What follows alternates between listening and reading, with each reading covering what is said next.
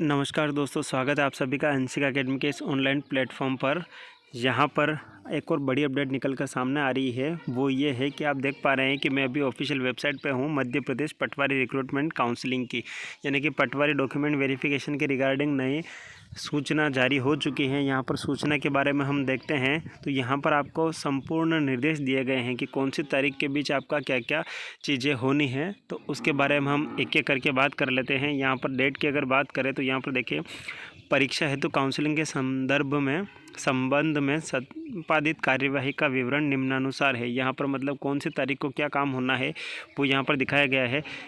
तो अगर आप देख पा रहे हैं तो जिले द्वारा कार्यालयीन निर्देश के क्रम में अभ्यर्थियों को 19 से 21 फरवरी तक, यानी कि 19 से 21 फरवरी तक दस्तावेज अपलोड एवं काउंसलिंग के उपस्थिति हेतु सूचित करना, यानी कि 19 से 21 फरवरी को, यानी कि 19 से 21 फरवरी तक आपके क्या होंगे, डॉक्यूमेंट अपलोड होंगे, है ना।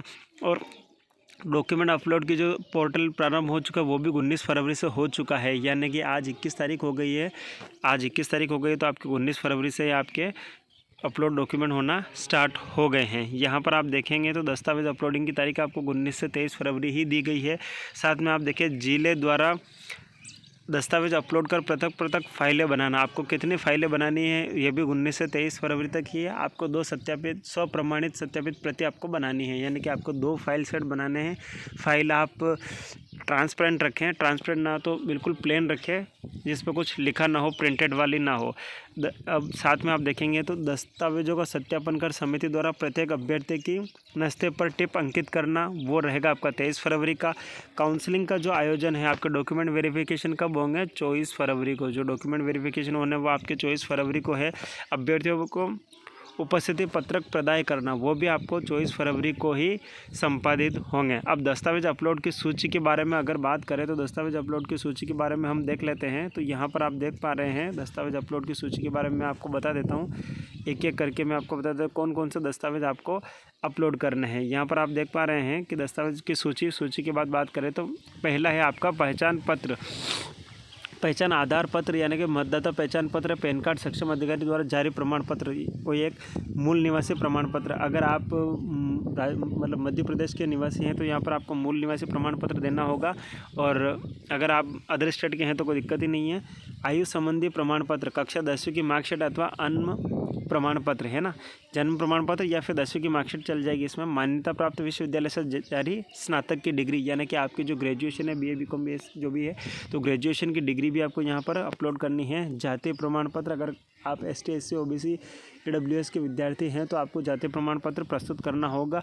निःशक्त जन है तो निःशक्तता का प्रमाण पत्र, जो भी दिव्यांग साथी है उनके लिए वो सर्टिफिकेट अपलोड करना होगा। भूतपूर्व सैनिकों हेतु तत्संबंधी प्रमाण पत्र, अगर आप भूतपूर्व सैनिक हैं तो उसके लिए है। यदि बोनस अंक प्राप्त हो तो संबंधित प्रमाणित पत्र, CPCT परीक्षा उत्तीर्ण स्कोर कार्ड यदि हो, अगर नहीं हो तो इसके लिए आपको टाइम दिया गया है, 3 साल के अंदर आपको करना है। संविदा कर्मी वर्ग में चयनित अभ्यर्थी का प्रमाण पत्र, अगर आप संविदा कर्मी के अंतर्गत आपने फॉर्म भरा है और अगर आप संविदा कर्मी हैं तो उसका आपको प्रमाण पत्र भी देना होगा। यदि आयु सीमा में कोई लाभ दिया गया है तो संबंधित प्रमाण पत्र ये आपको अपलोड करने हैं। और अगर आपने नाम में कोई परिवर्तन करवाया है, यानी कि नाम सरनेम में, अगर महिला है तो सरनेम में अगर कोई परिवर्तन करवाया है तो वो सरनेम की आपका शपथ पत्र बनवा लेना है। अगर संविदा कर्मियों के लिए आवश्यक दस्तावेज देखेंगे तो इस संबंध में उल्लेखनीय है कि संविदा कर्मियों में परिशिष्ट 1 अनुसार जानकारी पोर्टल पर भराया जाना संभावित है, अतः पोर्टल पर अपलोड करने से पूर्व संपूर्ण जानकारी रखना कष्ट करें ताकि समय पर तैयारी की जा सके। ये सारे डॉक्यूमेंट आपको अपलोड करने हैं, तो डॉक्यूमेंट आप ध्यान से अपलोड करिएगा। अगर कोई दिक्कत आए तो आप मुझे संपर्क भी कर सकते हैं। आप मुझे इस नंबर पर संपर्क कर सकते हैं 9660976424। आप मुझे कॉल कर सकते हैं, आप व्हाट्सएप पे थ्रू मुझसे कनेक्ट हो सकते हैं कोई भी दिक्कत के लिए। तो मुझसे जो भी समस्या आपकी होगी, जितना सॉल्यूशन हो पाएगा मैं उसको सॉल्यूशन करने की कोशिश करूँगा। जल्दी मैं आपके लिए नेक्स्ट वीडियो लाऊंगा, तब तक के लिए धन्यवाद।